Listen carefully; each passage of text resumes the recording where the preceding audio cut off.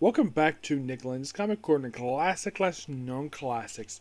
This is episode number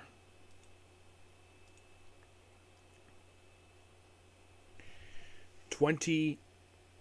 I think it's like 29, 39, and Doubleshot 2833.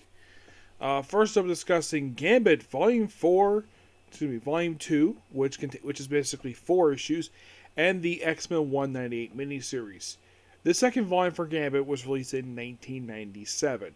Now, I have previously discussed the first volume in a couple different trades. One was like Gambit, X-Men Gambit Rogue, and Gambit Classic. So, I've already discussed the first volume already. Like with the first volume, this one was written by Howard Mankey. Sinister reception. By the way, Gambit does start wearing his coat, and then about half of the miniseries, he loses his coat and does not get a new coat. Now, the artwork of this book is done by Claus Johnson, which is a really good artwork here. It is mostly put just a self-contained Gambit story with him just going on a little adventure. And you might be thinking, is there like a book that sets this up where he just gets this book by pure randomness? Like, does this get to come off a storyline from X-Men?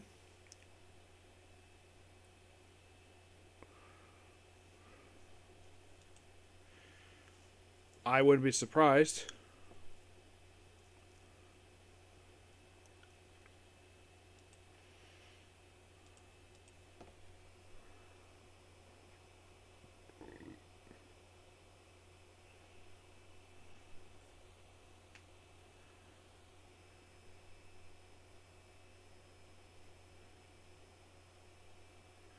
Of course, the miniseries was printed in X-Men Onslaught Aftermath. So, this miniseries came out at the same time as the...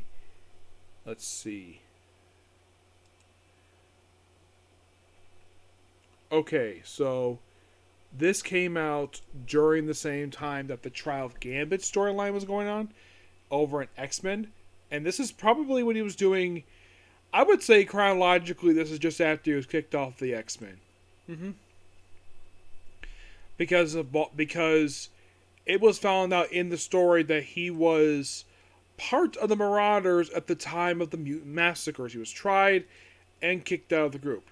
The main villain of this miniseries is a guy by the name of Oliver Stoker. And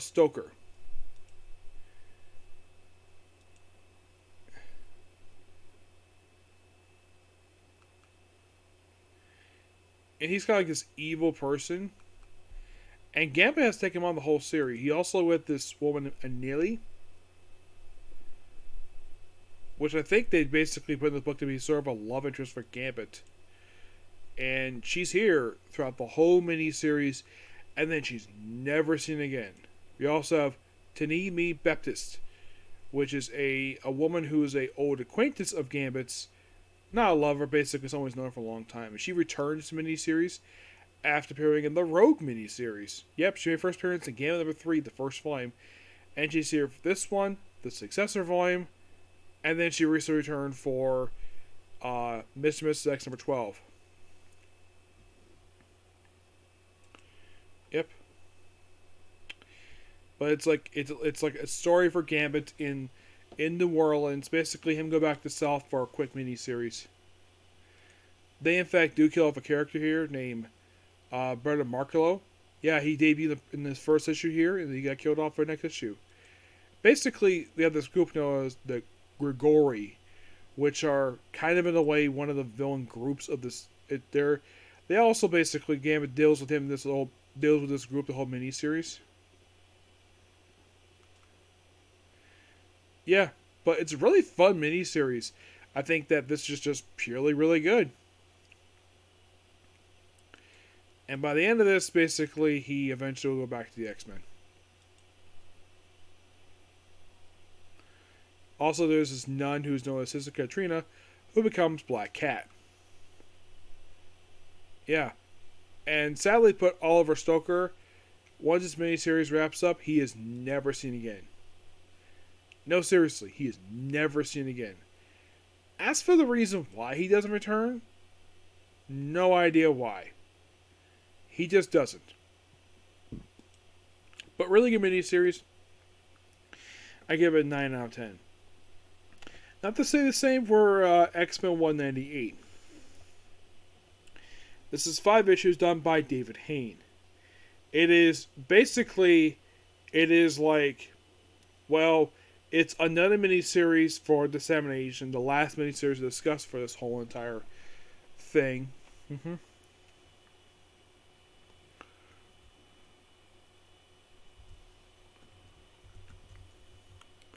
Which there's even a profile book.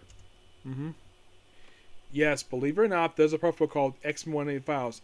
Basically details exactly like who is still part of it. Now, basically, we have the debut of a group known as the 198, which are, the best way to describe them, it's basically a group of mutants who basically are forced to live together in a,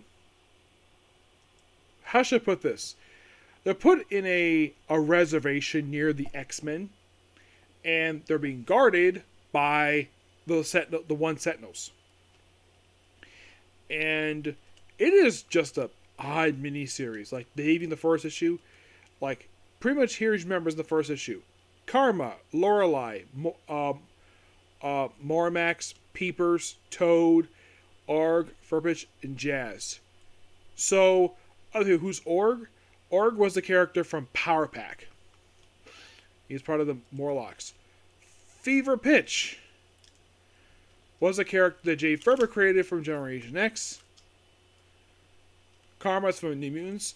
Lorelei, you think, oh, you mean the character from Thor? Nope.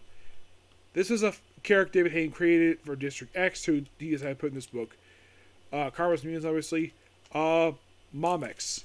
Yeah, this is the mutant who's basically a freaking elephant. Who was created by Chuck Austin. He's a bizarre character. Oh yeah, and at one point this guy died. He got eaten by Predator X. Thanks to the Weapon X facility because he's a mutant who's an elephant. Yeah. And he just joined 198 for this book. He's also part of Civil War X-Men, New X-Men. His appearance is very sporadic until eventually he did die. And then he was brought back for Krakoa stuff. Peepers. He is a character Jack Kirby created. He's a minor character. Plus also Magma, formerly Mutants, leaves the X-Men. And does she join the 198? She does. Yeah, so we have 2 mutants here, and of course you have Karma basically joining the group too. And they're like, oh, and the villains of this group of this miniseries are known as Purity. It's just a group who first appeared in Extreme X-Men's. Their one and only ever annual the series published. I will eventually talk about Extreme X-Men because it's one of those books I really want to talk about because it's a Chris comic book. And they mainly appear in this miniseries, and after appearing in the very first issue of this book, they're never seen again until Extreme X-Men Volume 3, also by Chris Claremont. They previously appeared in 2 issues of Uncanny X-Men by Chris Claremont. Yeah. And then after this issue, they're not seen again for... Let's see. This was released in 2006. They're not seen again until 16 years later.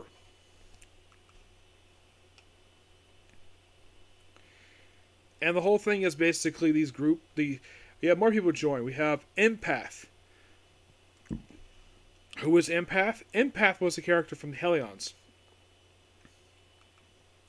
who kept his powers. And there's also Mr. M. Mr. M was a character from District X, because why not? The other members we include here are Johnny D. Johnny D was a Grant Morrison character. Actually, no, this is different guy. This is from Son of M. Yeah, there's a weird moment in this series where he takes a piece of blonde hair, puts it into his weird tentacle chest, and then opens up like a little tiny girl. Yeah, it's one of the most bizarre things I've ever seen for this book. Yes. Leech, of course, is one of the mutants. He's a Chris Claremont character.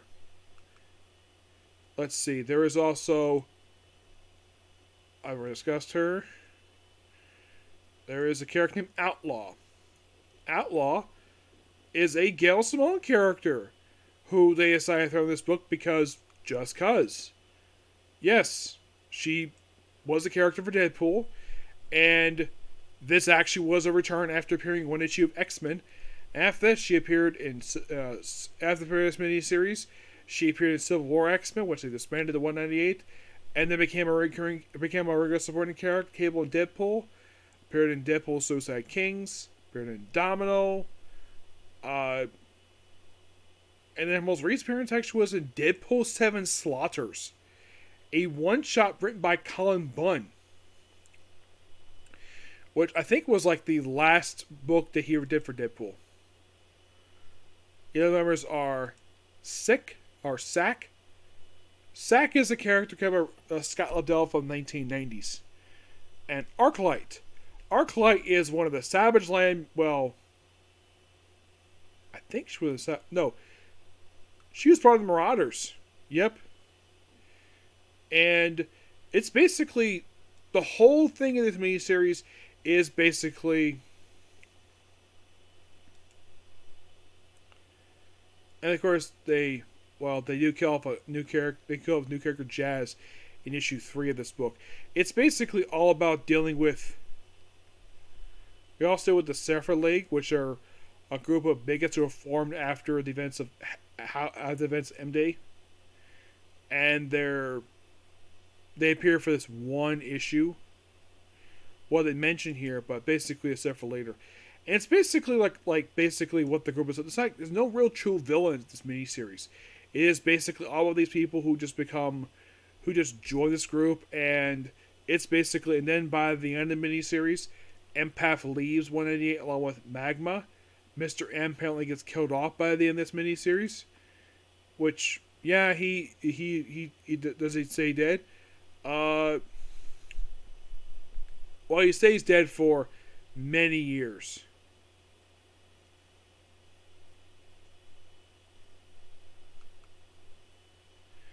Yeah. And of course, Johnny he returns to the film by the end of the miniseries. Kind of like basically what this miniseries is, it's basically how other mutants who are not the big name X-Men characters are dealing with M-Day while living in this reservation. I'm not calling it a concentration camp because that's not what it is.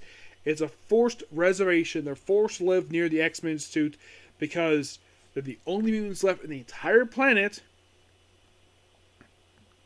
All because of Scarlet Witch. But it's an okay miniseries. I do like the artwork for this thing. I'm going to give it 8 out of 10. And with that, basically, with the exception of Excalibur, I mostly am done talking about Dissemination. Yes, still books like District X, Multiple X. The last issue was tied into that, but that was part of House. I would discuss it at some other time. But as a miniseries that came out with Dissemination, this was the last one discussed because I gotta say, of these miniseries that they came out with for Dissemination,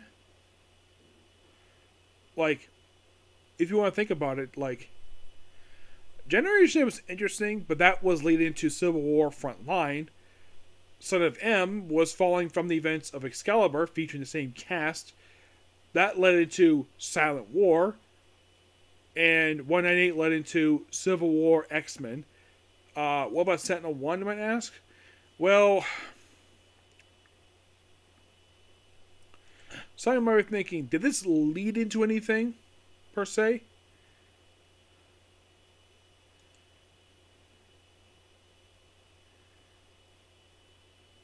That's honest to God, good question. Did this miniseries lead to anything? It just led to more stuff related to stuff going on in the Marvel Universe. It just was continued over in, like, Civil War X-Men. Yeah. But technically, in a way, with the exception of Multiple X, the only other book that I have left to talk about here, who had the opening story part of its, well, the only new book, basically, that I have left to talk about here is New Excalibur. And I'm currently discussing X Factor, but that one is, the third volume is almost done, but Excalibur was technically New Excalibur, the only one left to go that had a sole story arc deals with with the whole dissemination thing. It's only the opening, like, I think it's like 4 issues. I think it is opening 3 issues. And I'll discuss that later on.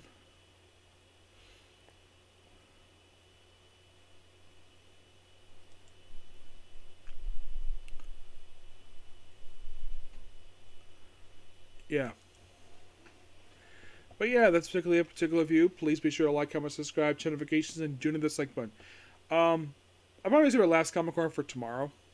I may have more tomorrow, but who knows? But tomorrow should be quite interesting because I'm starting the last Excalibur book to discuss and the second to last Alpha Flight book to discuss. Okay? But see you all tomorrow. Bye.